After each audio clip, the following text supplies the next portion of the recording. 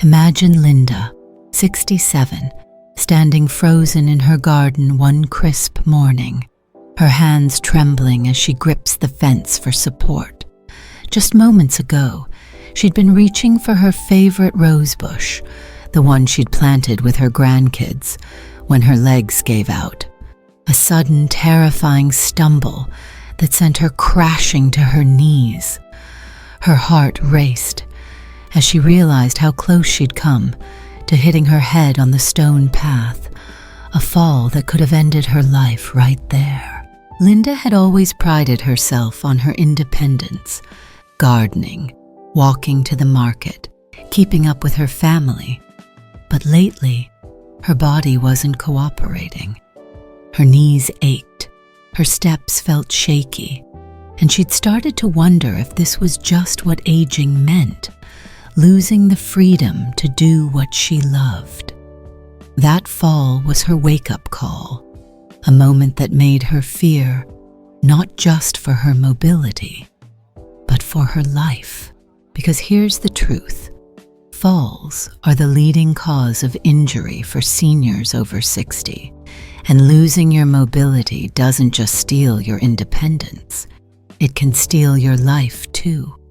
But Linda found a way to fight back, and I'm going to share the 5 hidden dangers that were quietly taking her mobility, and what she did to stop them. These are simple, senior-friendly fixes that can keep you moving, safe, and in control, no matter your age. If you want to stay mobile and protect your life, give this video a like. I'd love to know you're with me on this journey. The first danger Linda discovered was something she'd never thought twice about: sitting too long. She'd always loved her morning routine, sipping tea in her armchair, reading the paper, maybe watching a little TV. But those hours of sitting were silently weakening her muscles, especially in her legs and hips, the ones she needed most to stay steady. Linda met Carol, 69, from Texas, who'd been there too.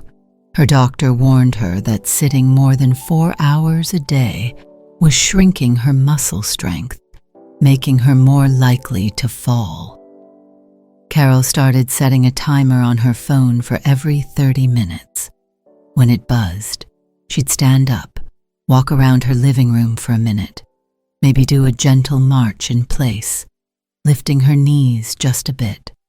It wasn't much, but it woke her muscles up, got her blood flowing, and after a week, she felt steadier on her feet. Her daughter even noticed, saying, "Mom, you're moving better. What's changed?" Linda thought, "I sit a lot too. Maybe this is why I'm struggling." So she set her own timer. Every 30 minutes she'd get up, walk to her kitchen, maybe stretch her arms up for a few seconds. She started small, just a minute or two, but it made a difference. Her legs felt less stiff, and she didn't feel that wobble when she stood. You can do this too. Set a timer for every 30 minutes. Stand up, walk a few steps, maybe march in place. It's not about a big workout. It's about keeping your muscles alive so they're there when you need them. For Linda, it was the first step to feeling like she could trust her body again. And it might just save you from a fall that could change everything. The second danger hit closer to home for Linda: dehydration.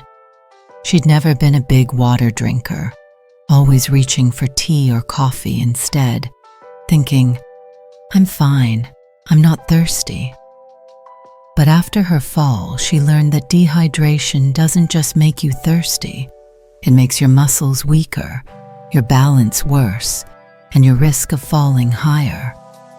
Linda heard about Susan, 71, from Florida, who'd had a scare of her own, a dizzy spell that sent her tumbling down her porch steps. Susan's doctor told her that after 60, our bodies don't hold water as well, and even mild dehydration can make you unsteady. Susan started keeping a water bottle by her chair, aiming for 6 glasses a day, about 48 ounces, sipping steadily, not chugging. She added a slice of lemon to make it taste better, and within days she felt clearer, stronger, less wobbly. Linda thought, I barely drink water. Could this be why I fell? So she grabbed a bottle, set it on her kitchen counter, and made a rule: sip every time she passed it. She aimed for 6 glasses, sometimes adding a cucumber slice for a little flavor, and after a few days she noticed her knees didn't ache as much, and her steps felt surer. You can do it too. Keep a water bottle where you'll see it. Aim for 6 glasses a day, and add a slice of fruit if you need to. It's not just about thirst. It's about keeping your body steady, so you can keep doing what you love without fear. Linda was starting to feel a shift. Those little movement breaks and sips of water were waking her body up, giving her a flicker of hope that she could keep gardening, keep moving, keep living on her terms. But as she walked through her house one morning, she caught her reflection in the hall mirror and noticed something that made her pause. Her shoulders were hunched, her back curved, like her body was folding in on itself. She'd always thought that was just part of getting older, but it hit her that this slouch wasn't just about looks. It was making her unsteady, putting her at risk every time she took a step. That's when she discovered the third hidden danger: poor posture, and how it was quietly stealing her balance, her strength, and her safety. Linda heard about Janet, 70, from Ohio, who'd had a scare of her own. She'd tripped on a rug because her slouched posture threw off her center of gravity, nearly breaking her hip. Janet's physical therapist told her that after 60, poor posture weakens your core, makes your steps uneven, and increases your fall risk by 30%. But Janet found a simple fix. She started doing a wall stretch every morning. She'd stand with her back against a wall, heels touching it, then roll her shoulders back and hold for 30 seconds, twice a day. It opened her chest, straightened her spine, and after a week, she felt taller, more balanced. Her neighbor even said, "Janet, you're standing so strong. What's your secret?" Linda thought, I slouch all the time. Maybe this is why I'm wobbling. So she tried it. Morning and evening, she'd press her back to her bedroom wall, roll her shoulders back, and hold for 30 seconds. She also started sitting with a mental trick, imagining a string pulling her head up, keeping her spine long. After a few days, she felt it. Her steps were steadier, her balance better, like her body was finding its footing again. You can do this too. Stand against a wall twice a day, roll your shoulders back for 30 seconds, and feel that stretch. When you sit, imagine that string pulling you up. It's subtle, but it works. It's not about looking perfect. It's about keeping your balance so you can walk without fear. And for Linda, it was like reclaiming a piece of her old strength, one stretch at a time. I'd love to hear which of these fixes you're trying first. Drop a comment below and let me know what's sparking your curiosity. With her posture improving, Linda started noticing something else that made her heart sink: her shoes. She'd been wearing the same pair of worn-out sneakers for years, thinking they were fine because they were comfortable. But after her fall, she realized those shoes might be part of the problem, a fourth hidden danger that was putting her at risk every time she stepped outside. Linda met Barbara, 68, from Arizona, who'd learned this the hard way. She'd slipped on her driveway because her old shoes had no grip left, landing her in the ER with a sprained ankle.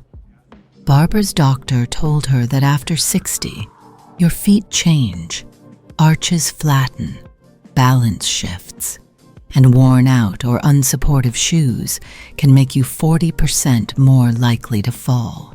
Barbara swapped her old sneakers for a pair with good arch support, a non-slip sole, and a snug fit. Nothing fancy, just something from the store for about $40. She also started checking her shoes every few months, tossing them when the tread wore down. Within days, she felt more secure on her feet, and she hasn't had a close call since. Linda looked at her own sneakers. The soles were smooth, the laces loose, and thought, these aren't helping me. They're hurting me. So she went to the store, picked out a pair with a grippy sole and good support, and made sure they fit snug, but not tight. The first time she wore them to the garden, she felt the difference. Her steps were firmer, her balance steadier, like her feet were finally on her side. You can do it too. Check your shoes today. Look for worn soles or loose fits, and swap them for a pair with good support and grip. It doesn't have to be expensive, just something that keeps you steady. For Linda, it was like putting on armor for her feet, and it gave her a new kind of confidence. She was starting to believe she could stop these dangers, not just for her mobility, but for her life. She wasn't done yet, though, because there were still more hidden risks she needed to face, and each one brought her closer to the freedom she was fighting for. Linda was starting to feel like a new woman. Those movement breaks, sips of water, posture stretches, and supportive shoes were giving her a sense of control she hadn't felt in years. She could walk to her garden without that shaky feeling, and she even caught herself standing a little taller, her shoulders back, like she was ready to take on the world again.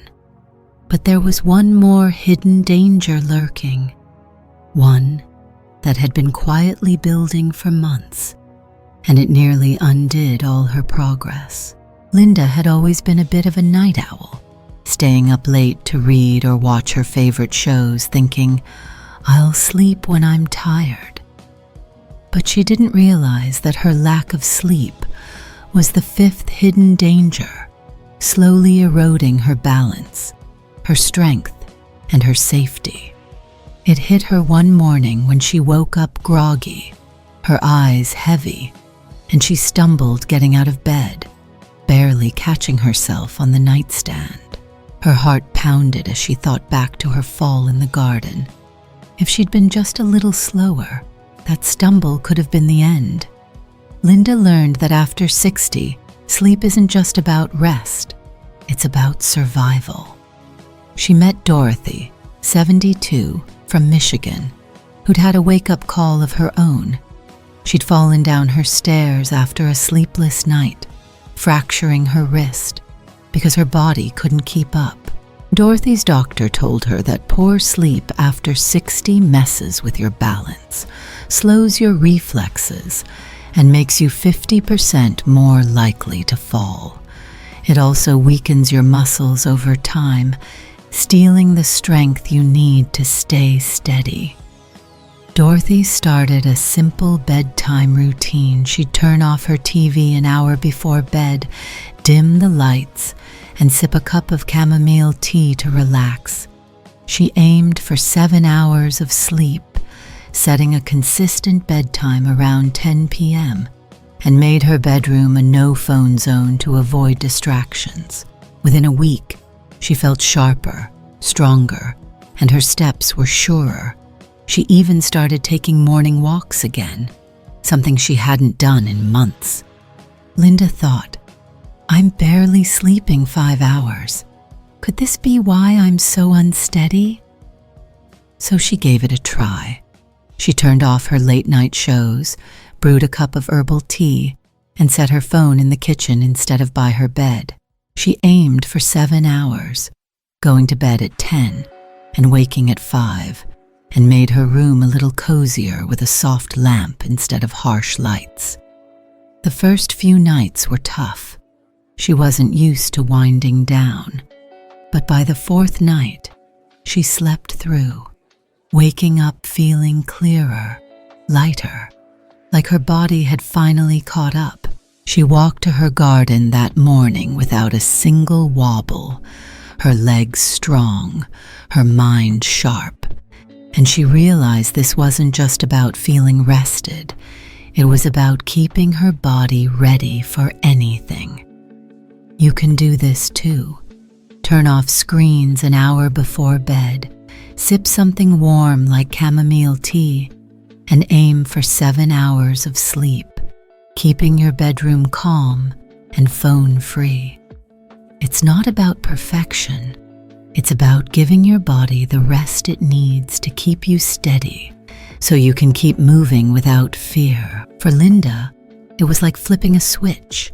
Her balance improved, her strength returned, and she felt a new kind of energy, one that made her believe she could face anything.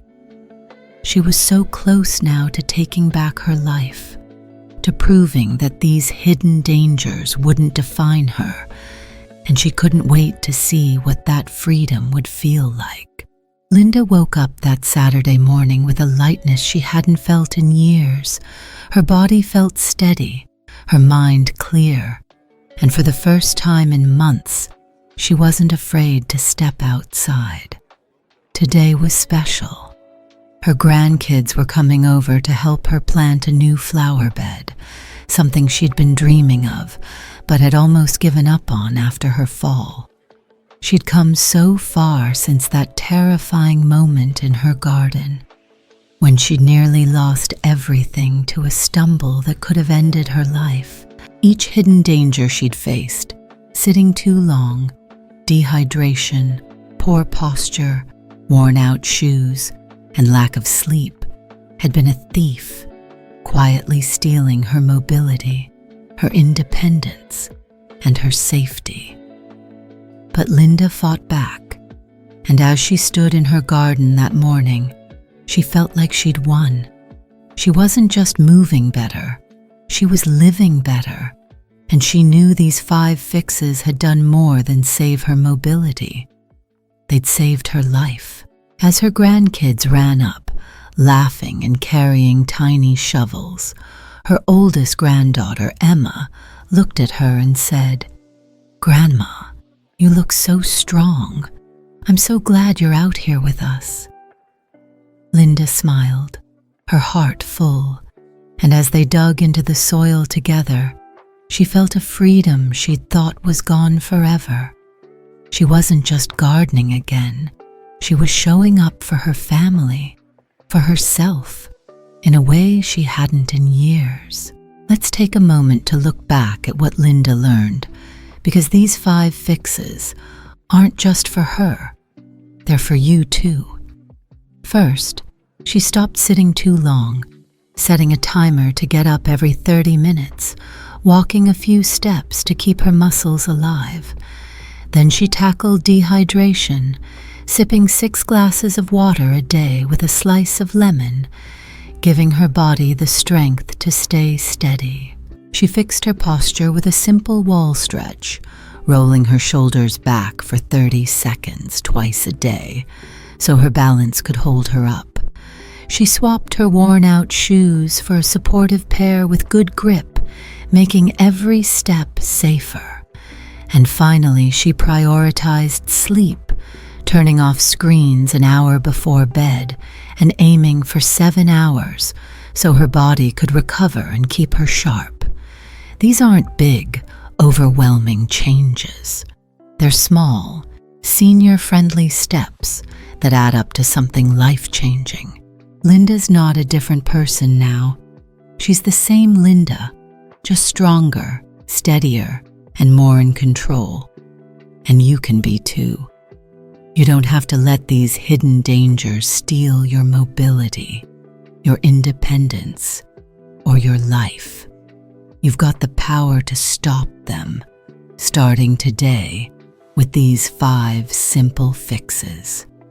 Whether you're 60, 70, or beyond, you deserve to move with confidence, to live without fear, to show up for the people and moments you love.